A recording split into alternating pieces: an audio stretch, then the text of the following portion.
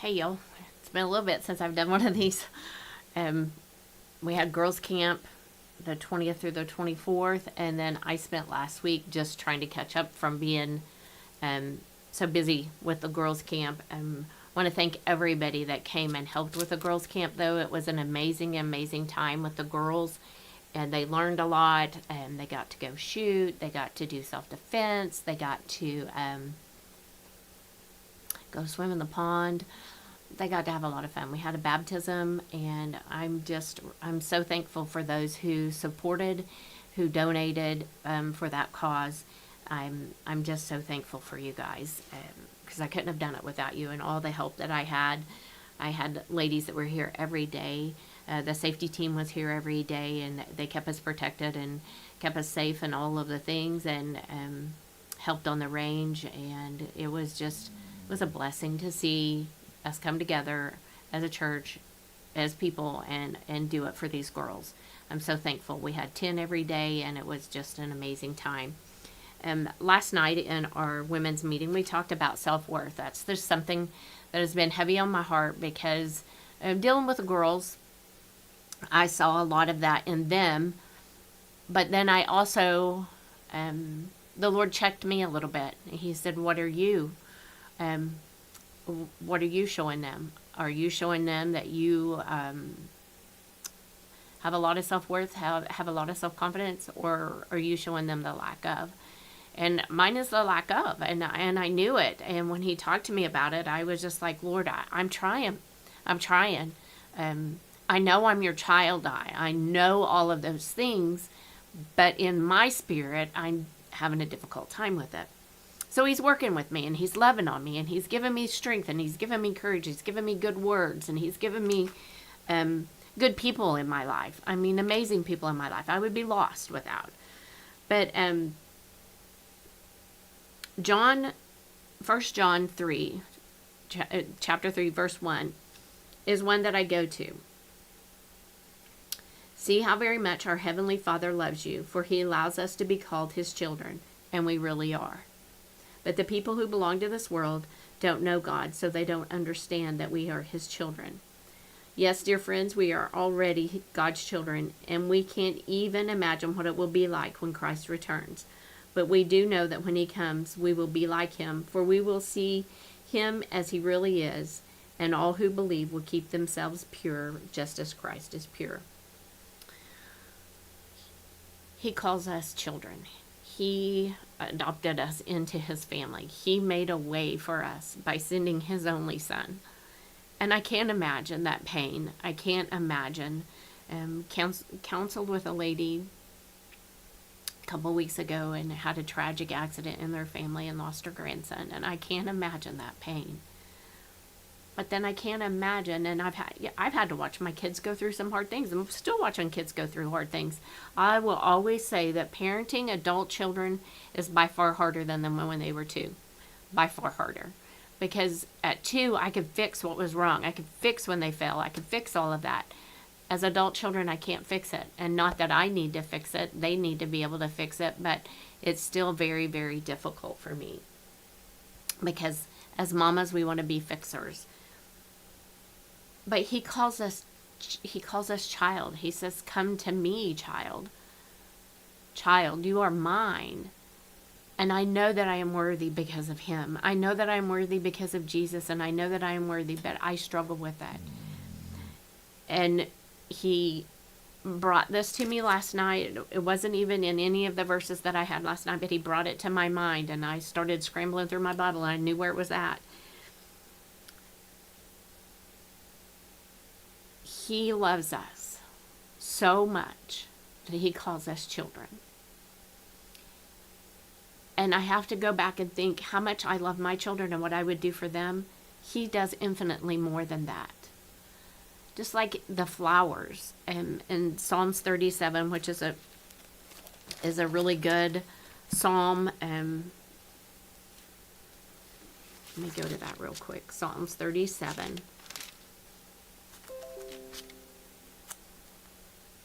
You can't see my Bible, but it is highlighted so crazy sometimes. And Psalms 37 is one. It's got like 4 different colors, and it's got circles around things. And The theme of this is to trust in the Lord and wait patiently for him to act.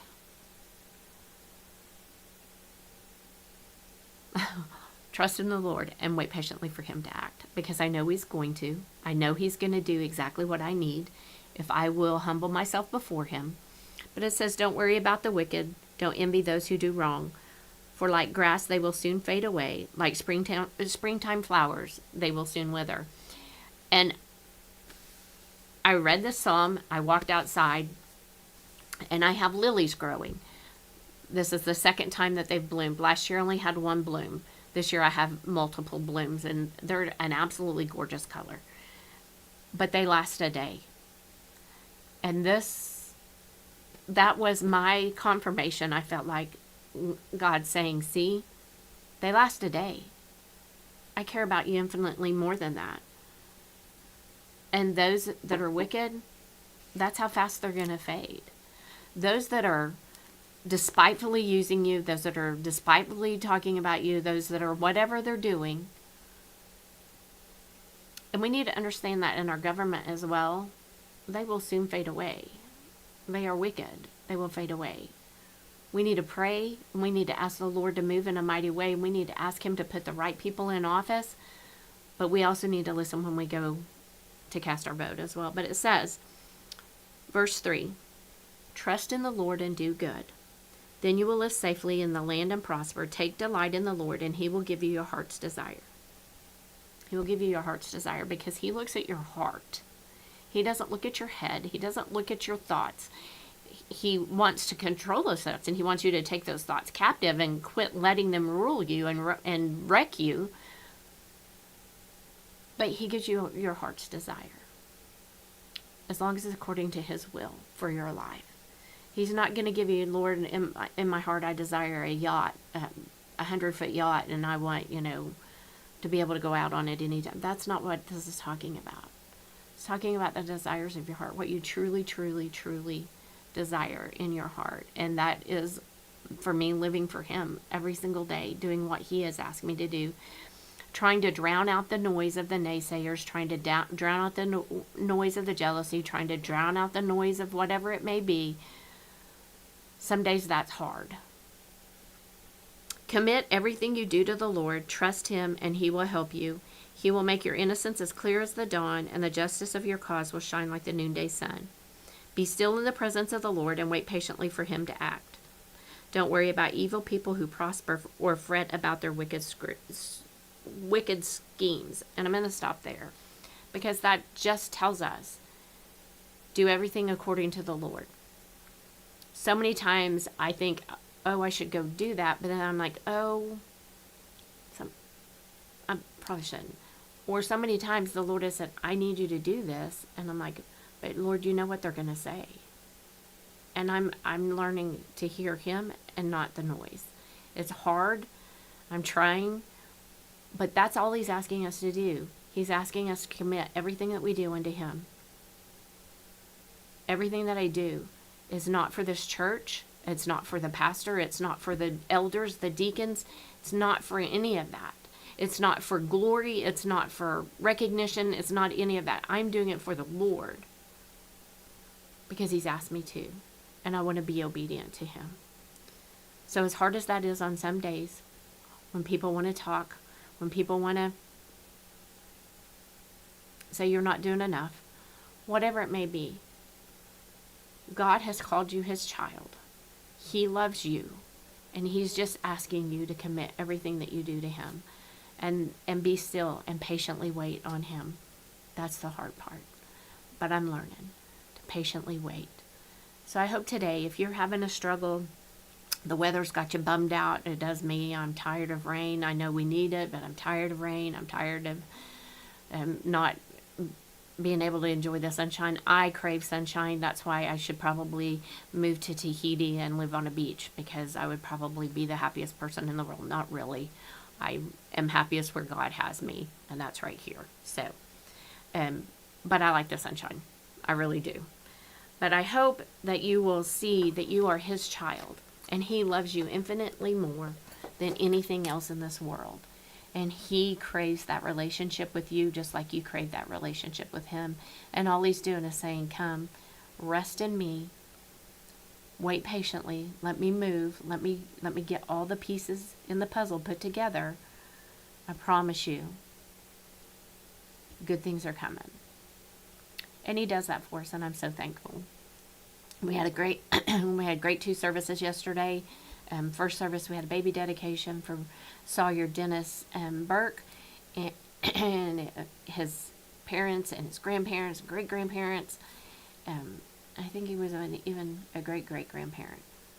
So it's just so amazing to see a family dedicate raising their child to know the Lord.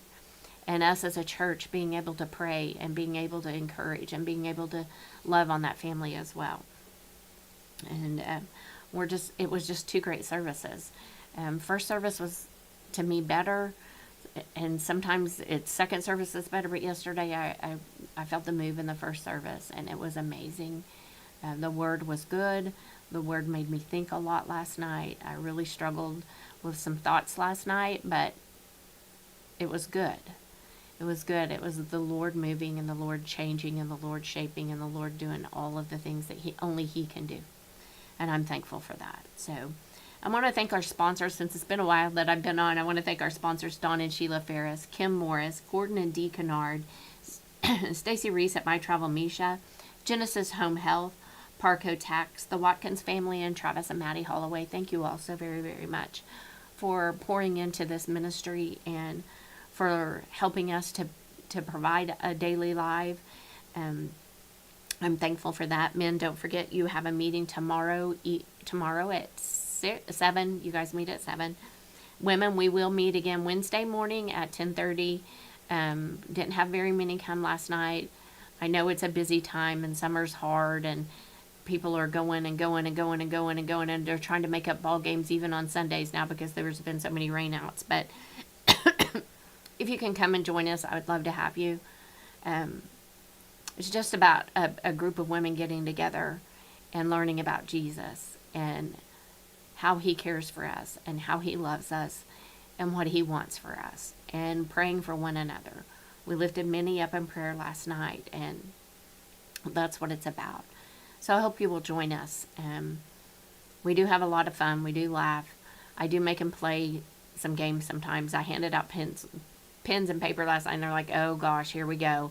But it was just a fun little, list your favorite things and then try and figure out whose is what. And it was funny because we could kind of tell just by, because it had our favorite musical group, just by that, we kind of picked everybody out just by that. So it was fun, just getting to know one another just a little bit better, because that's what it's about. It's about community. It's about building a community. It's about building a sisterhood that can help and grow and make a difference. So that's, we meet on Sundays at 6 and we meet on Wednesdays at 10:30. So if you can make one of those, I would love to have you.